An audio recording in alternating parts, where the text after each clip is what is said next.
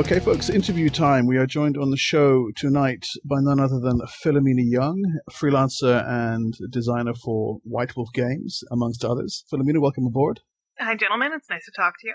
And we've been gathering a number of questions off our Facebook page to throw your way. But why don't we start off if you just let us know, a little bit about yourself, how you got started with gaming, and how you moved into the writing and designing field.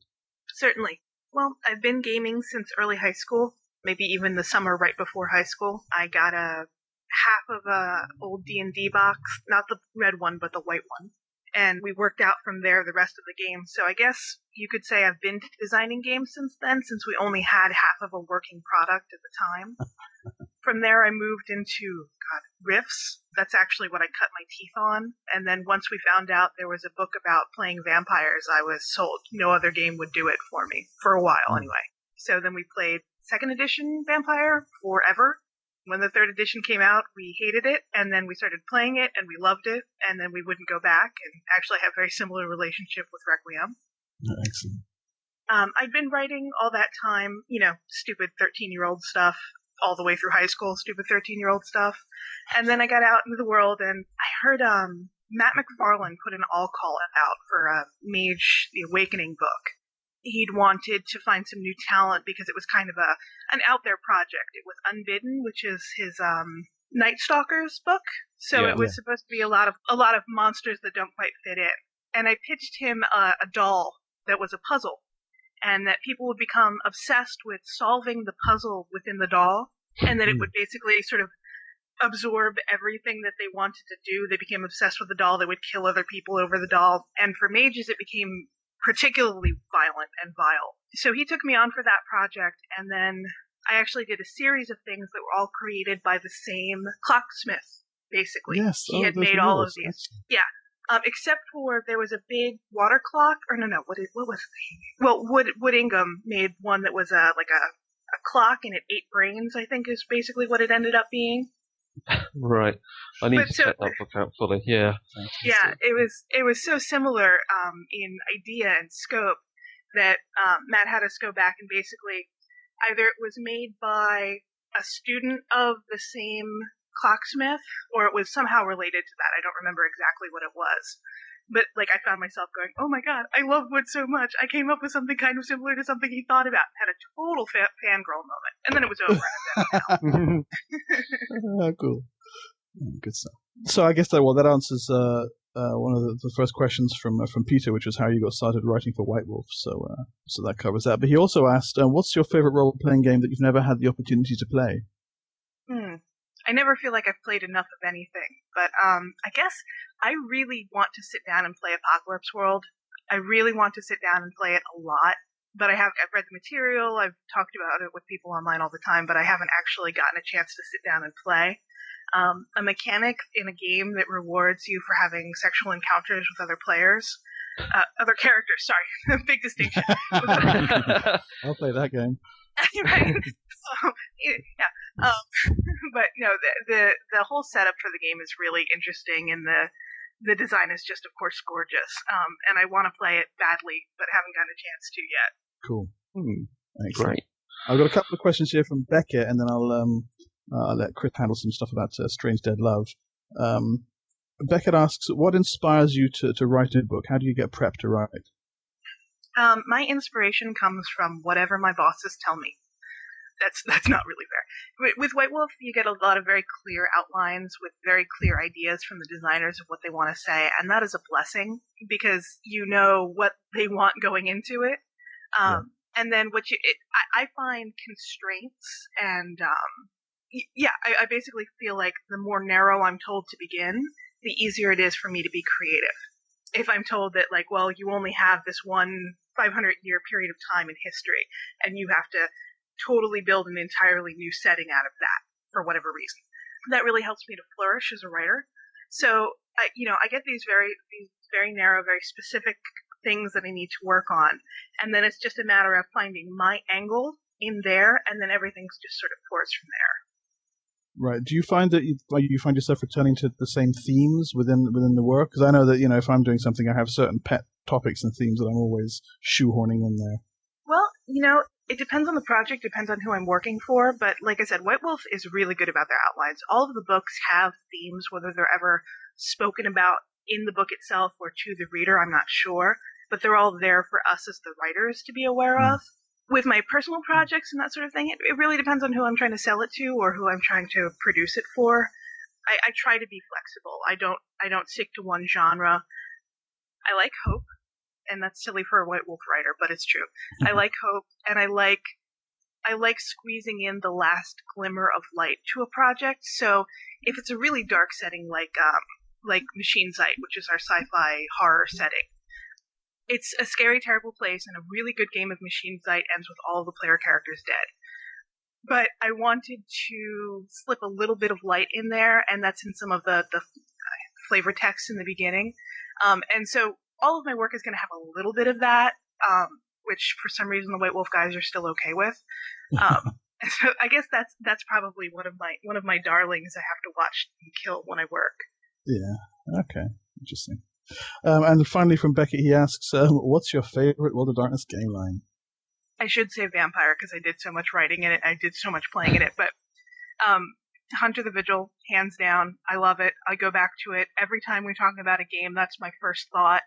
Every time I watch a movie or something like that, I'm thinking, how can I make that as a Hunter? I watch a lot of horror movies, but I just love them. I think they're the most interesting, the most real, and the most optimistic of all of the game lines because there's such a reality there. But more than just a reality, it's people who are in a bad world who are somehow working to make it better.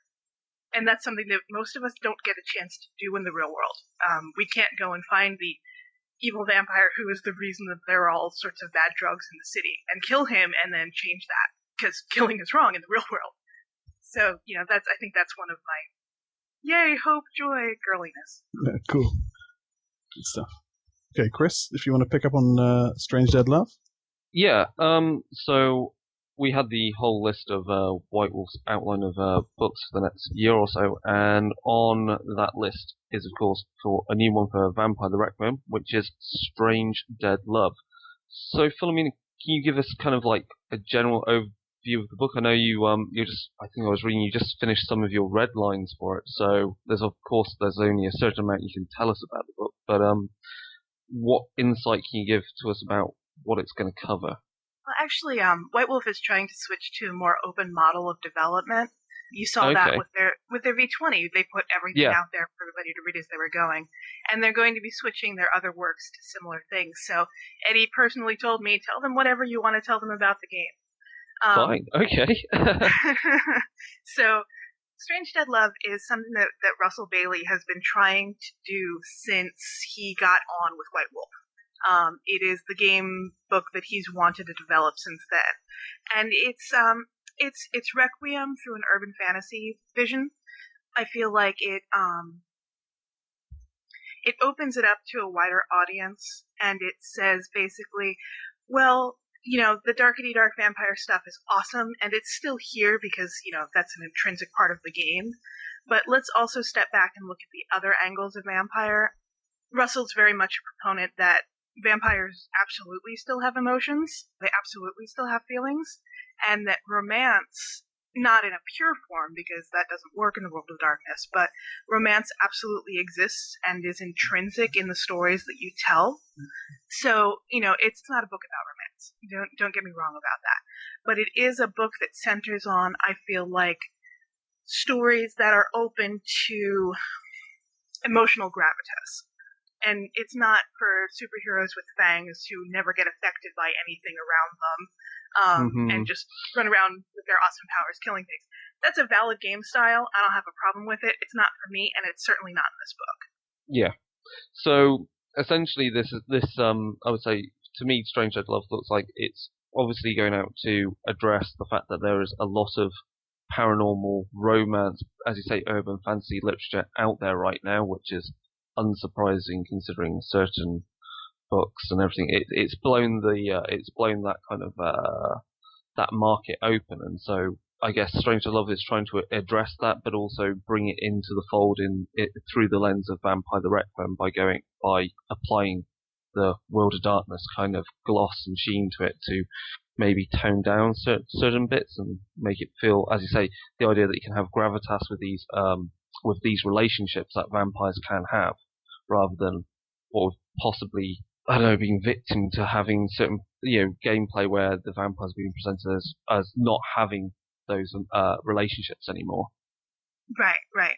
It's definitely supposed to open the door for that. I would say if you're a Laura K. Hamilton fan, I have within this book the tools I need to give you the game that you want. If you like the Dresden Files and you can play a vampire, I have within this book the tools for you to make the game that you want. And the important thing I think that this book really brings home is people at White Wolf have always believed that you do at your table what you want to do. If you really hate the conflict role between vampires when they first run into each other, if that breaks your game, and it does, it's I've seen it screw up a lot of games in the initial. So if that doesn't work for your game, just don't use it. We don't care. We're not going to march to your house and tell you you have to use it this way. So I feel like this book, and there are a lot of books in this vein with the toolkit style for Requiem that basically say, just do the stuff that makes sense for you. Here's some ideas on how you can tweak things to get the experience that you're looking for. That sounds quite really important to get, as you say, the feel for how you want to have it, to introduce, I guess, romance in a way, and these personal interactions into the game, because for some players would be more than willing to have their characters have relationships with other possibly player characters or NPCs, and yet there could be a market of there could be a group of players that are just always kind of rather dismissive of that sort of those story elements, and yet does this book then try and also go out to so that's tunable, so you can kind of you can get a little bit in, so that some players can get what they want out of it, while other players who aren't so interested in that kind of, they may describe it as too touchy-feely, they aren't put off by it. Is that what you mean by the tunability of it, then? Yeah, right. Well, it's similar to Mirrors, if you've taken a look at that. Yeah. So the beginning of the book is all, what did he say? I want to say like artifacts, basically, that give you an idea of the genre of book that we're talking about and the feeling of movie that we're talking about, so that if you don't, let's say, I want to play a game like the Laura K. Hamilton books, and I don't have a language for telling my boyfriend, my gaming group, whatever, that this is the game that I want to play. Now I have within this book, this is what I need. I want these things. And then you can begin the negotiation or discussion on what of that stuff should be drawn into your game or what shouldn't.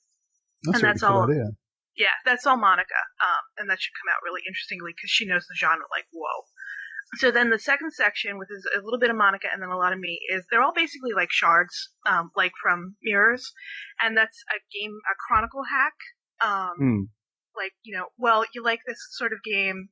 I think somebody specifically asked if there was a Dark Shadows sort of thing, and there absolutely is. I set up a chronicle that takes place entirely in one mansion, and there are certain archetypes like the mysterious returned vampire and the old harridan who takes care of the place.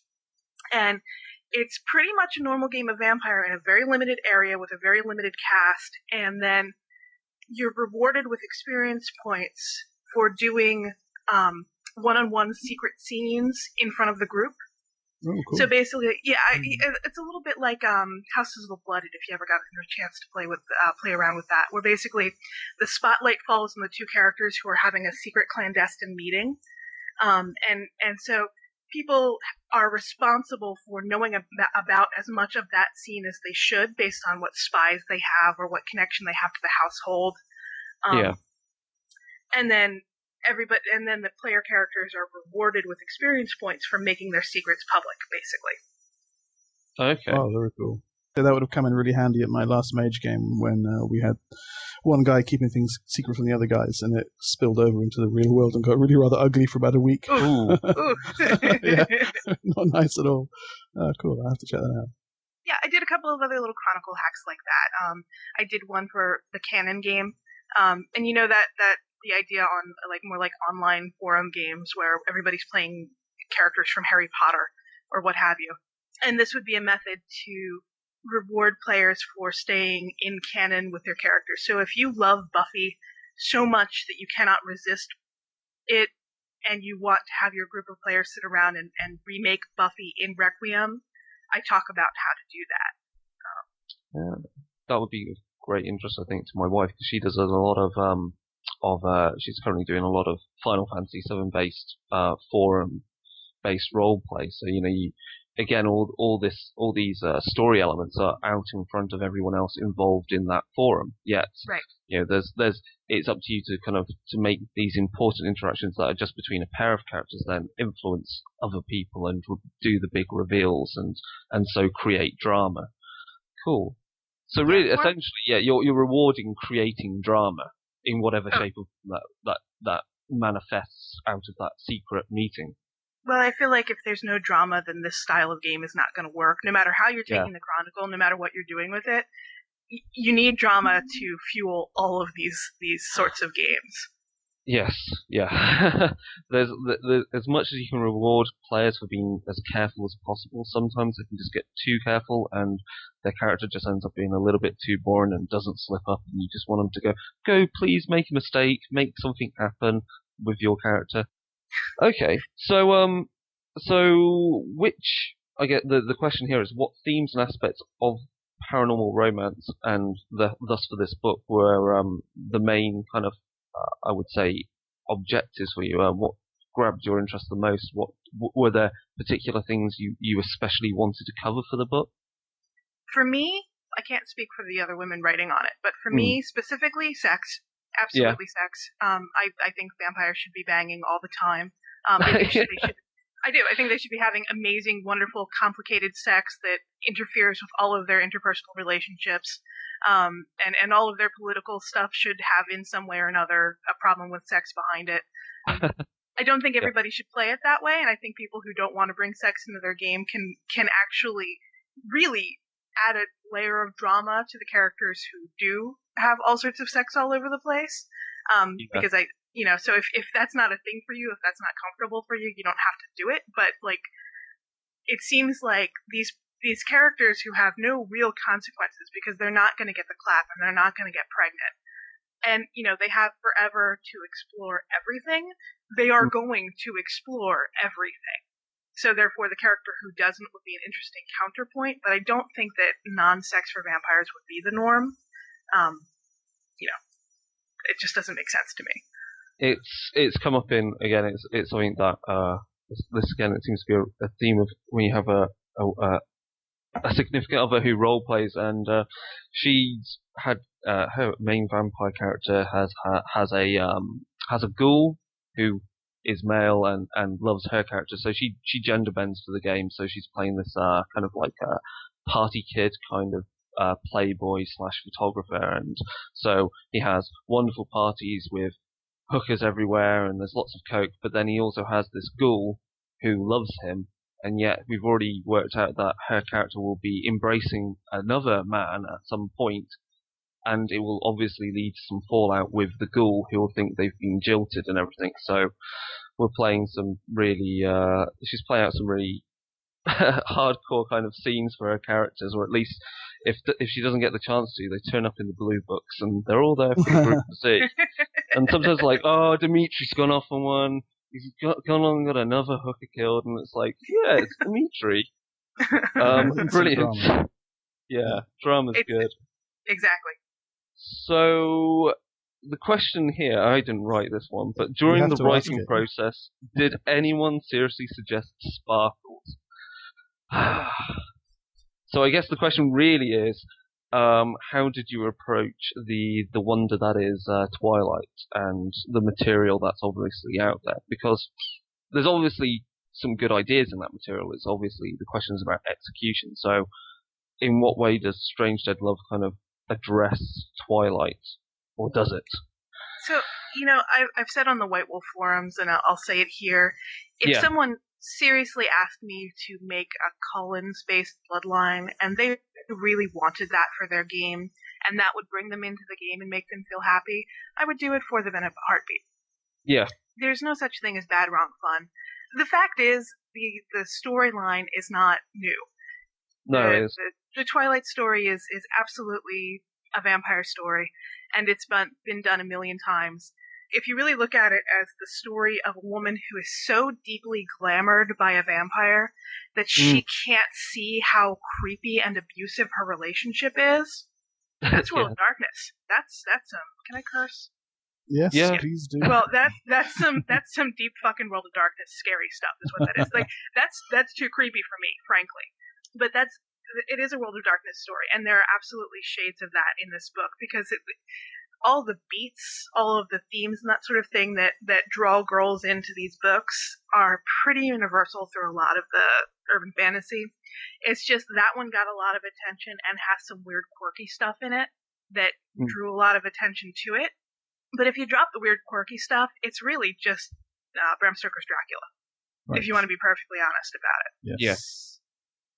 Cool, because I mean, the things that excite me with Strange Dead Love is just to see, obviously, to address some the interesting parts of really how vampires interact with the whole idea of love and romance, because of course it's touched upon in Ghouls, which again is the whole idea of like vampires can inflict upon mortals and other vampires this form of love which isn't really love, and for a vampire to then possibly fall in love with a mortal, or at least fall in love with the idea of being in love with a mortal because they've forgotten how to love, maybe.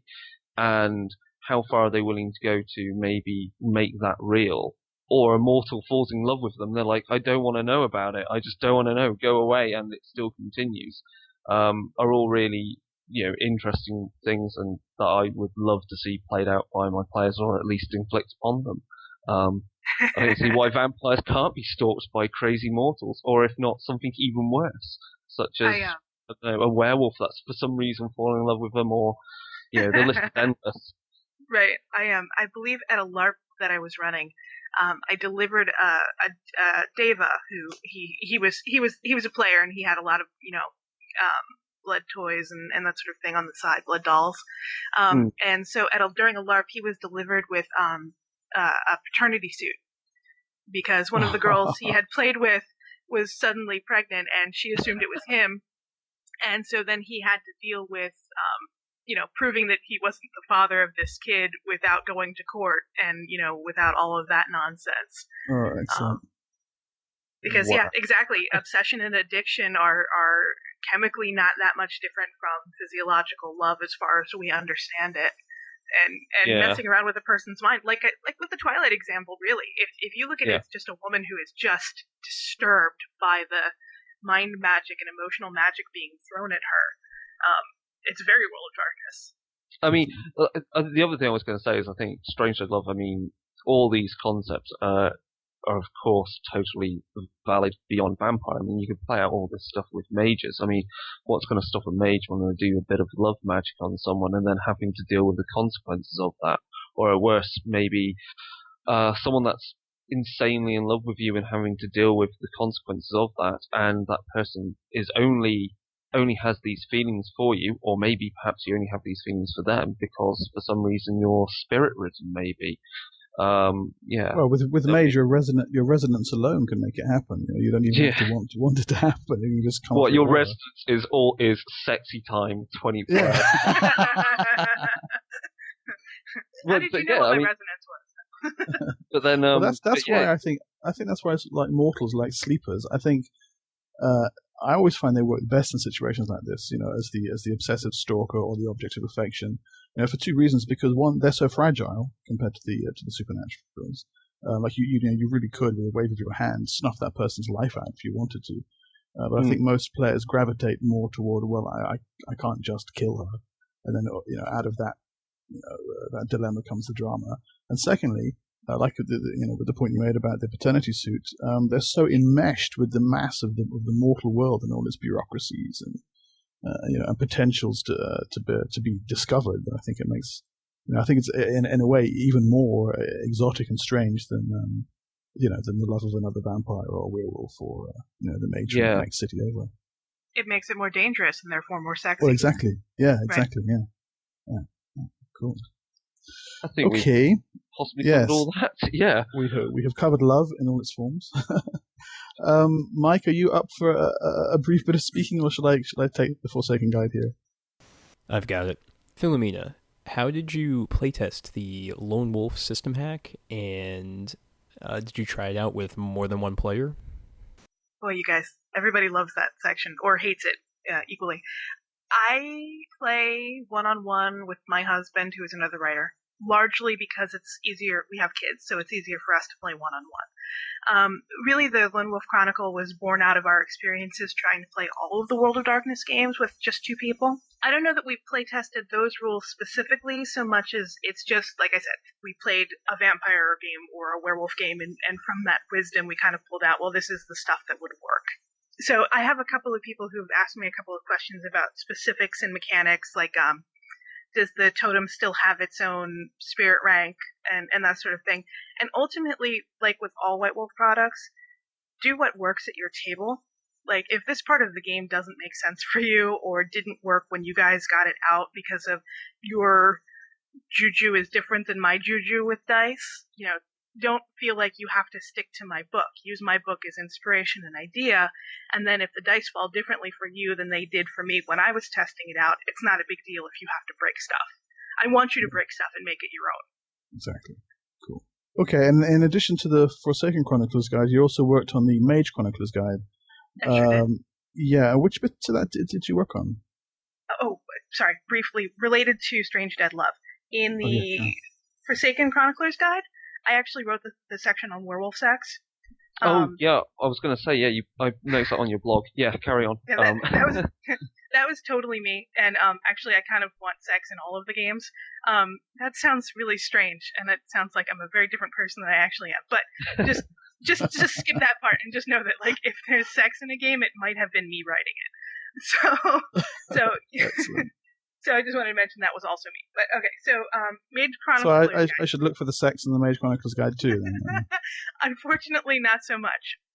I wrote a chronicle where basically the ultimate closing of the chronicle was that the players find out that the source of all magic is evil, so that there's sort of a Cthulian history to all World of Darkness, to all magic in the World of Darkness, and to be a mage is to inherently serve this evil, which, I kind of thought would be a nice bummer for all of the mage characters going through this chronicle. Yeah. And I don't usually write really bummer stuff, so that was me trying to test myself and work that out. But I've heard some people who played through it and enjoyed it a lot, so I guess it worked. I also wrote the genre hack for playing in a pulp adventure. That's with science with a capital and an exclamation point. And then I wrote a chronicle where you play a family of mages who have inherited it from the family before, or from previous members of their family. So the chronicle, I don't get to play as much mage as I'd like to. My groups lean towards hunter and so on. But I've used, clearly, aspects of it in other games all over the place. Specifically the family chronicle, where you're playing people who are genetically descended from other mages, is actually from a sort of an urban legend in my family. My grandmother used to tell me about a great aunt who was a witch, and everybody knew she was a witch, and nobody made a big deal out of it. That's just what she was.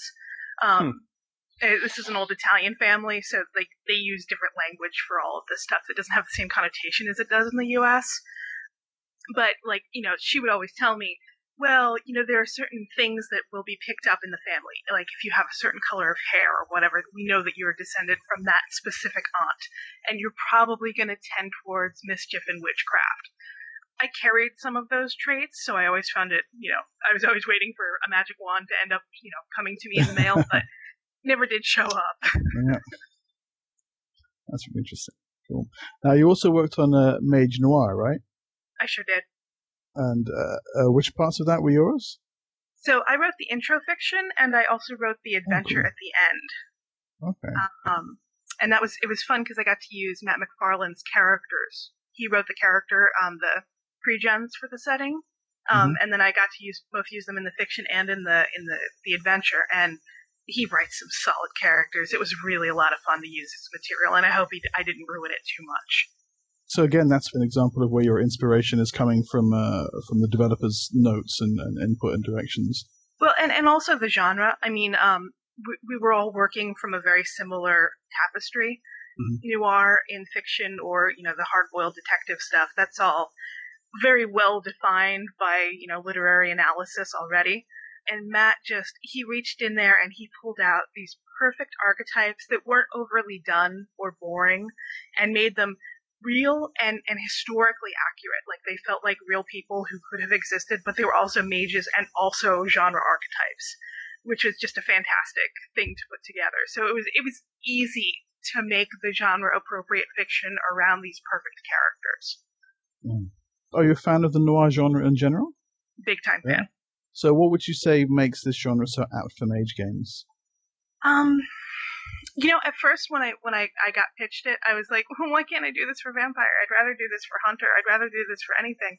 But really, once I started looking at the history and then how the history was laid out by some of the other writers, it makes so much sense, because you have such an upheaval socially and such a change socially after and during World War II. The people who sort of barely survived World War II make such interesting mage characters that now that I'm through the project, I don't know that I could have seen doing it for anybody else quite as interestingly as it was done for Mage. Yeah. Well, when I heard about the book and kind of took a look at it initially, I thought, what's this going to be like? And then, like you just said, the history chapters, I was just like, oh, of course, right. Idiot. Fantastic. Really, really, really blew me away. That's very good. It sounds like I need to pick it up to fill out some bits on my own city setting, because to fill out just that time frame, really good. The stuff on the war and the whole nuclear atomic solution rather is, and then the subsequent kind of atomic paranoia was brilliant, great reading. I imagine it'd be really good to detail out, because Mark, you've done a Mage Chronicle based in Manchester, as have I. So to cover like the whole creation of computers and so forth. So to have to do the awakening twist on that, and the war for the war for like cryptology, really. So cool. Good. So Filamena, what other historical settings do you think would be cool for Mage, or for any other World of Darkness game line in general? What would you love to jump into there? Old World of Darkness did the Age of Reason with Mage, and I wouldn't mind seeing the exact same era done for the new Mage, because I think it would just be very different. Clearly, it's a very different kind of game, but still such an interesting point in history. I was going to add to this. You've because you wrote parts for Ancient Mysteries and and Ancient Bloodlines. So which historical setting did you cover for Ancient Mysteries? Was it historical setting? So I wrote the Thailand section. Okay, right. Which it's very specifically Thailand during its revolution, when it became Thailand. Before then, it was just another part Siam, of. Right. But during its revolution, it did some really crazy, really progressive concepts that were almost kind of really early communism. And like basically the Buddhists kind of came in and they were like, oh, well, technically we're all sort of equal. You guys can keep doing your jobs and everything, but we don't really need the same sort of leadership. We don't really need kings and all that, because, everybody's all kind of equal and we're all basically working towards the same thing. So like the leader of Thailand at the time had a bell. He was a king, but it wasn't as big a deal. He had a bell in his front door, and anyone, peasant and anyone alike, could come and ring the bell, and he would come down personally to address whatever their problem was. Or so is the sort of mythic literature around that era. So I read that and I was like, oh my God, Carthians! I've got to put Carthians all over the place here. I didn't actually end up putting Carthians around there, but they become kind of important in the translation between the modern setting and then the flash of history. And also, Muay Thai is awesome. So, if anybody was going to do anything out there, I wanted to do something different than China and Japan, because that's often done. So I wanted to do something in the region, but I wanted to do something different than China, Japan. And Thailand is so unique and so strange and so beautiful. It's such a rich. It's got to be there. Yeah. Definitely. Cool. Okay, well, we're coming to the close of the Q&A. We got a question, one more from Facebook, from Kevin, who wants to know, if you were to be one of White Wolf's supernaturals, what splat would you choose to be? Oh, easy, Lucifuge. Okay. Hands down, Lucifuge, no questions. No, I have sympathy for the devil. I would love to seek out and find out that there's redemption even for the god of evil, and fight monsters in the process, and be awesome and Italian and have great clothes and lots of money to throw around. Oh yeah, no, that's absolutely. I would be a Lucifuge in a heartbeat. Fantastic. Brilliant. Now we have a couple of mystery questions to throw your way, and we'll see if Mike can muster up the strength to pull those out the hat. If you could be a household appliance, which would you be and why? That sounds dangerous considering what we've talked about already tonight. Right. I'm supposed to say washing machine so all the pretty ladies can lean on me and have a good time, right?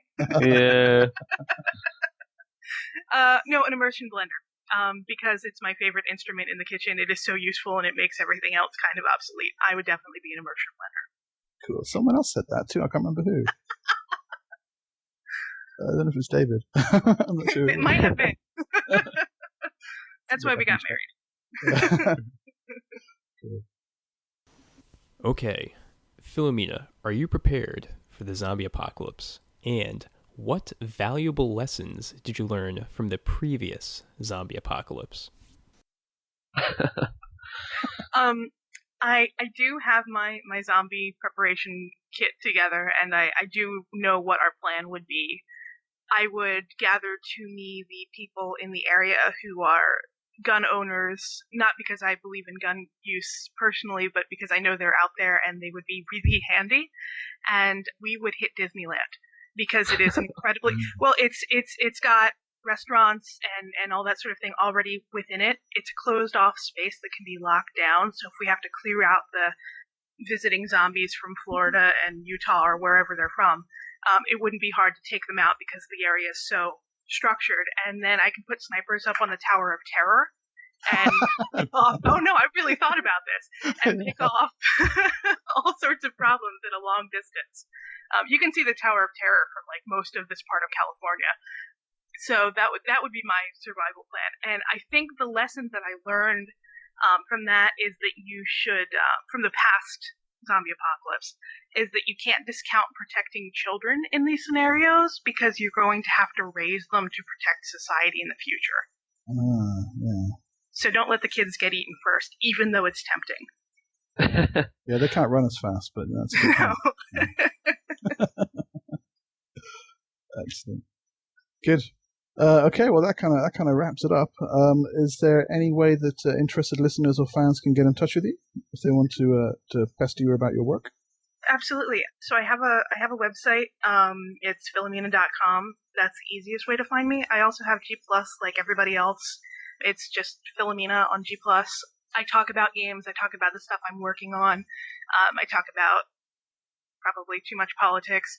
But if you hit me up there and let me know that you're from this podcast, I'll make sure you're in the right circles, and I'll tell you all sorts of stuff. And, you can laugh at my kids and my poor spelling as much as you like. Excellent. Great. Okay, well, I just want to say thanks a lot for joining us on the show. That was a lot of fun. Yeah, it's been brilliant talking through everything. Yeah, and a big thank you, and we'll hope to see you on the show again sometime soon. Let me know anytime. Okay, take care of them. Thank you.